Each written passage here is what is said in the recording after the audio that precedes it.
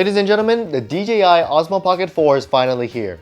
And I gotta tell you, sports fans, this has been the hardest camera to find in the United States. Apparently, DJI has beef with the United States government, so this is not even allowed to be sold in retail stores in the US. But after spending $900 and waiting 2 weeks on eBay, boom, baby! Is this the best camera for vloggers? Is this the best camera for content creators? Do you need to buy this because it's DJI's latest product?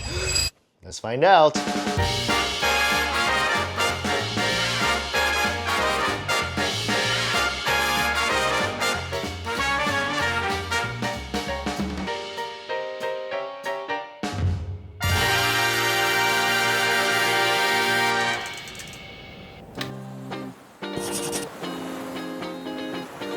Straight out of the box, DJI nailed the size of this camera perfectly. If you didn't know, the Pocket 3 went triple platinum when it first came out because it was small, it was slim, and it was portable. Now technically it's slightly bigger and weighs slightly heavier at 190 grams, but the only way to test this is to go out and touch some grass. It's about 6:34. We have about 20 more minutes till sundown, and this hike takes about 30 minutes up to the top. For the nerds that care, the Pocket 4 has a 1-inch CMOS sensor, 14 stops of dynamic range, 10-bit D-Log, f2.0 aperture, and a 2x lossless zoom. And we'll test more of this later. It might not seem like it, but it's hella dark right now. It seems like the sun's still out. It's not. The peak of this hike is right there. We made it, boys. Oh, and I carried this thing all the way up here. It's a freaking flashlight. Hey! Not bad. Hella bright, bro. Next, we're gonna talk about easability. Now, I'm not gonna sit here and pretend to be a good filmmaker, but I have to give it to DJI. They make it really easy to film yourself in public. Simply swipe right, press record, place the camera down, and you can get some pretty dynamic shots as an amateur filmmaker.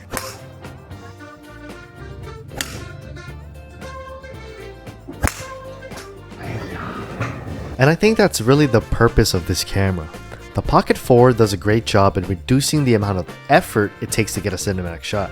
Simply add the tripod attachment to your pocket and just let the camera do its work.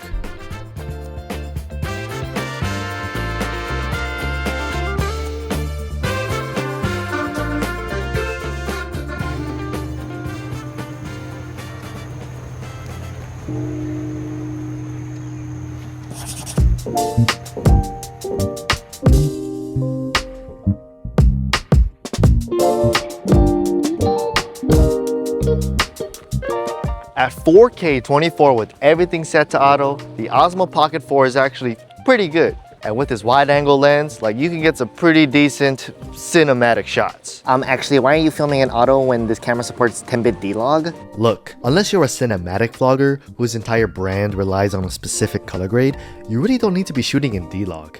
So when should you film in auto or D-Log? If you're a vlogger that films like this, then film in auto. If you're a snobby gatekeeping filmmaker who needs to find the perfect shade of green for like a 3-second clip, then film in D-Log. Nah, just jokes.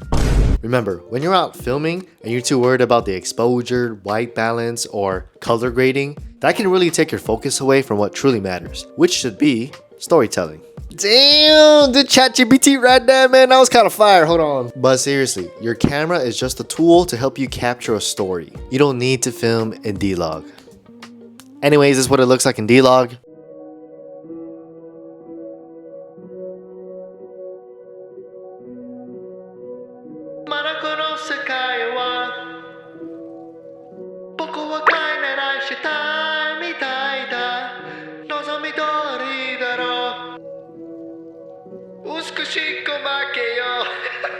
So whether you film in auto or D-Log, just remember, It's about the experiences, Mom. It's about the experiences. audio. The Pocket 4 does come with a built-in microphone, but if you splurge for the creator combo, it comes with your very own DJI Mic 3. I just want to shout out all the mothers out there. I told my mom I was going to go out and film all day, so she packed me this small bento watermelon. Itadakimasu.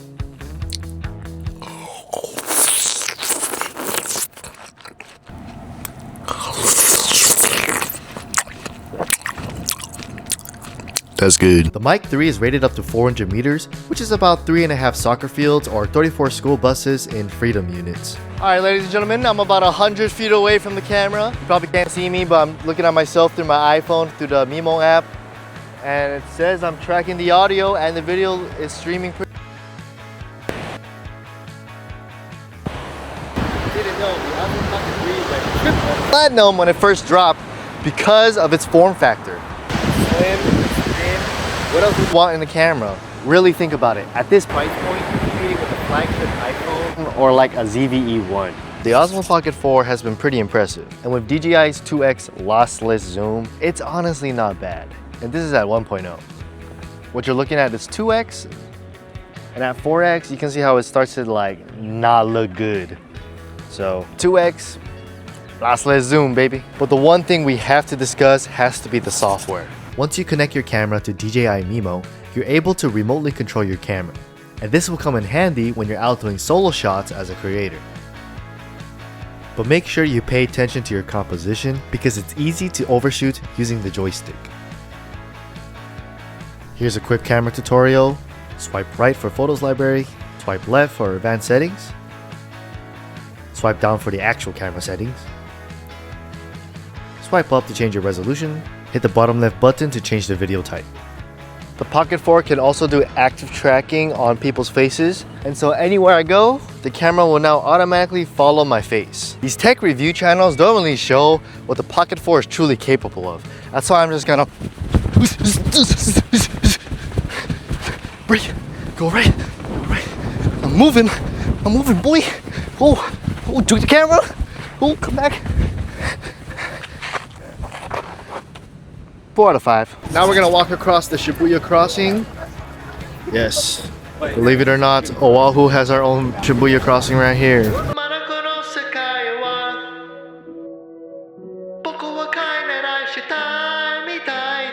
So in conclusion, should you buy this camera? Well, if you're an adventurous vlogger who needs a portable camera, go buy it. If you're a cinematic vlogger, maybe buy it. If you want it just because you want a new toy to play with, probably don't buy it. But whatever you choose to do, make sure to tell a good story. I touched the floor and it was like 25 feet. If you liked today's video, I need you to smash the like button and subscribe to the channel. We just hit 800 subs. I'm on my way to 1 million. If you like my content, stay passionate, stay motivated, stay on my channel. Click any of the videos right here, and I'll see you on the next one. Peace.